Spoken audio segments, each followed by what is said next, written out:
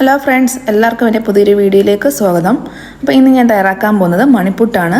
മണിപ്പുട്ട് അല്ലെങ്കിൽ നൂൽപുട്ടെന്നും പറയും. ഇവിടെ ഞങ്ങൾ മണിപ്പുട്ടെന്നാണ് പറയാറുള്ളത്. അപ്പം നമുക്ക് ഇനി വീഡിയോയിലേക്ക് കടക്കാം. അതിനു മുമ്പ് ആരെങ്കിലും സബ്സ്ക്രൈബ് ചെയ്യാനുണ്ടെങ്കിൽ ഒന്ന് സബ്സ്ക്രൈബ് ചെയ്ത് സപ്പോർട്ട് ചെയ്യണേ. സാധാരണ നമ്മൾ ഉണ്ടാക്കുന്ന പുട്ടിനെക്കാളിൽ ഒന്ന് വ്യത്യസ്തമായിട്ട് ഇഫ്താറിന് വേണ്ടി തയ്യാറാക്കുന്നതാണ് മണിപ്പുട്ട്. അപ്പം നമുക്കിത് എങ്ങനെ തയ്യാറാക്കാമെന്ന് നോക്കാം. അതിനുവേണ്ടി 2 ഗ്ലാസ് വെള്ളം ഞാൻ തിളപ്പിക്കാൻ വെച്ചിട്ടുണ്ട്. 2 ഗ്ലാസ് അരിപ്പൊടിക്കാണ് 2 ഗ്ലാസ് വെള്ളം തിളയ്ക്കാൻ വെച്ചിരിക്കുന്നത്. ഇനി അതിലേക്ക് ആവശ്യത്തിന് ഉപ്പ് ചേർക്കാം. എന്നിട്ട് 1 സ്പൂൺ വെളിച്ചെണ്ണയും കൂടെ ഞാൻ ചേർത്ത് കൊടുക്കുന്നുണ്ട്. വെള്ളം നന്നായിട്ട് തിളച്ചുകൊണ്ടിരിക്കുമ്പോൾ തന്നെ നമുക്ക് പൊടി ഇട്ട് കൊടുക്കാം. പൊടി ഇട്ട് കൊടുത്തതിന് ശേഷം ഒന്ന് മീഡിയം ഫ്ലെയിമിലോട്ടാക്കുക. മീഡിയം ഫ്ലെയിമിലോട്ടാക്കിയ ശേഷം നന്നായിട്ട് നമുക്ക് മിക്സ് ചെയ്ത് വെള്ളമായിട്ട് നന്നായിട്ട് കുഴച്ചെടുക്കാം.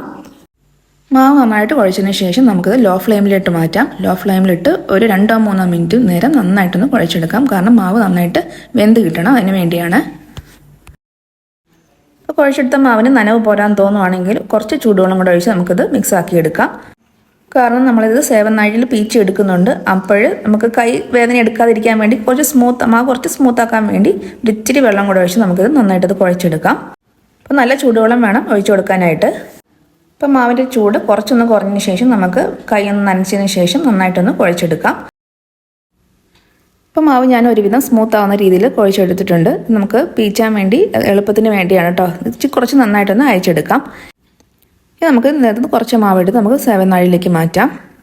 ഞാനിപ്പോൾ ഇടിയപ്പത്തിന് ഉപയോഗിക്കുന്ന അച്ചാണ് ഇട്ട് കൊടുത്തിരിക്കുന്നത്. സാധാരണ മണിപ്പൂട്ടിനാന്ന് പറയുമ്പം കുറച്ച് ഹോള് വലുതായിരിക്കും അച്ചിന്. അപ്പോൾ എനിക്കത് താല്പര്യമില്ലാത്തതുകൊണ്ട് ഇടിയപ്പത്തിൻ്റെ അച്ചാണ് ഉപയോഗിച്ചിരിക്കുന്നത്. വേണമെന്നുണ്ടെങ്കിൽ കുറച്ച് എണ്ണയും കൂടെ അതിൻ്റെ ഉള്ളിൽ തടയി കൊടുക്കാം കേട്ടോ. ഇവിടെ ഞാനൊരു പാത്രം എടുത്ത് വെച്ചിട്ടുണ്ട്. ഇതിലേക്ക് നമുക്ക് കുറച്ച് അരിപ്പൊടി തൂക്കി കൊടുക്കാം. അപ്പോൾ പാത്രത്തിനുള്ളിൽ എല്ലാ ഭാഗവും ഒന്ന് കവർ ചെയ്യുന്ന രീതിയിൽ വേണം അരിപ്പൊടി ഇട്ട് കൊടുക്കാൻ വേണ്ടി. കാരണം പിച്ചുന്ന സമയത്ത് മാവ് പാത്രത്തിൽ ഒട്ടിപ്പിടിക്കാതിരിക്കാൻ വേണ്ടിയാണ്. ഇനി നമുക്കിതിലേക്ക് ഒരു നൈസായിട്ടുള്ള രീതിയിൽ പീച്ചി കൊടുക്കാം. കാരണം നിങ്ങളവിടെ പീച്ചി കൊടുക്കുകയാണെന്നാണ് പറയുന്നത്, നമുക്കറിയത്തില്ല. ഞങ്ങളിവിടെ പീച്ചി കൊടുക്കുകയെന്നാണ് പറയുന്നത് കേട്ടോ. അപ്പോൾ കുറച്ചൊന്ന് പീച്ചതിന് ശേഷം നമുക്ക് ഇതിലേക്ക് വീണ്ടും അരിപ്പൊടി ഇട്ട് കൊടുക്കാം. തമ്മിൽ ഒട്ടിപ്പിടിക്കാതിരിക്കാൻ വേണ്ടിയാണ് ഇങ്ങനെ അങ്ങ് മാവിട്ട് കൊടുക്കുന്നത്. അപ്പോൾ നമുക്ക് ഓരോ ഇഴകളായിട്ട് കിട്ടും. നമ്മൾ നൂഡിൽസൊക്കെ എടുക്കത്തില്ല, അതേപോലെ കിട്ടും. അപ്പോൾ ആദ്യം പീച്ചി കൊടുത്തത് മാവിട്ട് പുരട്ടി നന്നായിട്ടൊന്ന് പുരട്ടി എടുത്തതിന് ശേഷം അതൊന്ന് സൈഡിലോട്ട് മാറ്റിയിട്ട് അടുത്തതും നമുക്ക് പീച്ചി കൊടുക്കാം. അപ്പോൾ ആദ്യം പീച്ചി വെച്ചതിൻ്റെ മണ്ടയ്ക്ക് കൂടെ പിന്നെയും പീച്ചി വെക്കാൻ പാടില്ല. നമുക്ക് മാവിട്ട് നന്നായിട്ട് പുരട്ടിയതിന് ശേഷം മാത്രം, അത് നീക്കി വെച്ചതിന് ശേഷം മാത്രം അടുത്തതും കൂടെ പീച്ചെടുക്കാം. അപ്പോൾ ആദ്യം എടുത്തത് മാവിട്ട് പുരട്ടി സൈഡിലോട്ട് മാറ്റിയതിന് ശേഷം അടുത്ത ട്രിപ്പ് ഇതേപോലെ ഒന്ന് മാവിട്ട് കൊടുത്ത് അതിൻ്റെ മണ്ടയിൽ ഇതേപോലെ ഒന്ന് പീച്ചി കൊടുക്കാം. ഒത്തിരി കട്ടിയായിട്ട് പീച്ചരുത് കേട്ടോ, കുറച്ച് നൈസായിട്ട് പീച്ചെടുക്കാം. എന്നിട്ട് ഇതിലേക്കും പിന്നെ ഇതേപോലെ മാവിട്ട് കൊടുക്കാം. മാവിട്ട് നന്നായിട്ട് ഇത് പുരട്ടിയെടുക്കാം. ഞാനിപ്പോൾ ഇട്ട് കൊടുത്ത അരിപ്പൊടിയും അതേപോലെ പീച്ച് വെച്ച മാവും സെപ്പറേറ്റ് ആക്കി ഇട്ടിട്ടുണ്ട്. ഇനി നമുക്കിത് പുട്ടുകുറ്റിയിൽ ചുട്ടെടുക്കാം. അപ്പോൾ എൻ്റെ കയ്യിലുള്ളത് പുട്ടുകുറ്റിയല്ല, നമ്മുടെ ചട്ടപ്പുട്ടുണ്ടല്ലോ അതിൻ്റെ കുറ്റിയാണുള്ളത്. അപ്പോൾ അതിലേക്ക് ഞാൻ കുറച്ച് തേങ്ങ ഇട്ട് കൊടുത്തിട്ട് പിന്നെ ഈ പീച്ച് വെച്ചിരിക്കുന്ന മാവും കൂടി ഇട്ട് കൊടുക്കുകയാണ്.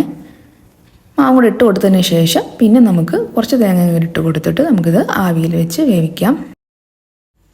കുറ്റിയിൽ മാവ് നിറയ്ക്കുമ്പോൾ അധികം ഒന്ന് തിക്കി വെക്കാതെ കുറച്ച് ലൂസായിട്ട് ഫ്രീ ആയിട്ട് മാവ് ഇടത്തക്ക രീതിയിൽ വെക്കുക. ഇവിടെ ഞാൻ ചെറിയൊരു കുക്കറിൽ വെള്ളം വെച്ചിട്ടുണ്ട്. ഇപ്പോൾ ആവി വരുന്നുണ്ട്. നമുക്ക് കുറ്റി വെച്ച് കൊടുക്കാം. ഇപ്പോൾ കുറ്റി നന്നായിട്ട് ആവി വരാൻ തുടങ്ങിയിട്ടുണ്ട്. നമുക്ക് ഒരു 3-4 മിനിറ്റ് ഒന്ന് വേവിച്ചെടുക്കാം. അപ്പം നമ്മൾ പെട്ടെന്ന് 1 മിനിറ്റ് 2 മിനിറ്റ് കൊണ്ട് നമുക്ക് ഇത് എടുത്തു കഴിഞ്ഞാൽ അത് പൊടിഞ്ഞിരിക്കും. പുട്ടിൻ്റെ ഷേപ്പിൽ കിട്ടത്തില്ല, ആ കുറ്റിയുടെ ചട്ടപ്പുട്ടിൻ്റെ ആ ഷേപ്പിൽ കിട്ടത്തില്ല. അപ്പോൾ ഒരു 3-4 മിനിറ്റത്തേക്ക് നമുക്കിത് വേവിക്കാൻ വെക്കാം. ഇപ്പോൾ മണിപ്പുട്ട് ഇവിടെ വെന്ത് കിട്ടിയിട്ടുണ്ട്. ഞാൻ പ്ലേറ്റിലേക്ക് മാറ്റുകയാണ്. അപ്പോൾ ഇത് നമ്മൾ സാധാരണ ഉണ്ടാക്കുന്ന പുട്ടിനേക്കാളും കുറച്ചുകൂടെ സോഫ്റ്റാണ് കേട്ടോ. നമ്മൾ മാവ് കിണ്ടിയൊക്കെ എടുക്കുന്നതല്ലേ, കിണ്ടി പീച്ചിയൊക്കെ എടുത്തിട്ടാണ് ഈ പുട്ടി ഉണ്ടാക്കുന്നത്. അപ്പോൾ നല്ല സോഫ്റ്റാണ് കേട്ടോ. അപ്പോൾ ഇതിന് കോമ്പിനേഷനായിട്ട് ഞാൻ ചിക്കൻ കറിയാണ് എടുക്കുന്നത്. ചിക്കൻ കറിയോ ബീഫ് കറിയോ അല്ലെങ്കിൽ വെജിറ്റബിൾ കുറുമയോ, അപ്പോൾ ഏത് തരം കറികളും ഇതിൻ്റെ കൂടെ ചേർന്ന് പോകും. അത് നല്ല ടേസ്റ്റാണ് കേട്ടോ. അപ്പോൾ നിങ്ങൾക്ക് ഇഷ്ടപ്പെട്ടാൽ തീർച്ചയായിട്ടും ഒന്ന് ചെയ്ത് നോക്കണം. ബ്രേക്ക്ഫാസ്റ്റിനും ഡിന്നറിനും ഒരേപോലെ കഴിക്കാൻ പറ്റിയ നല്ലൊരു ഐറ്റമാണ് കേട്ടോ. അപ്പോൾ തീർച്ചയായിട്ടും ട്രൈ ചെയ്ത് നോക്കുക.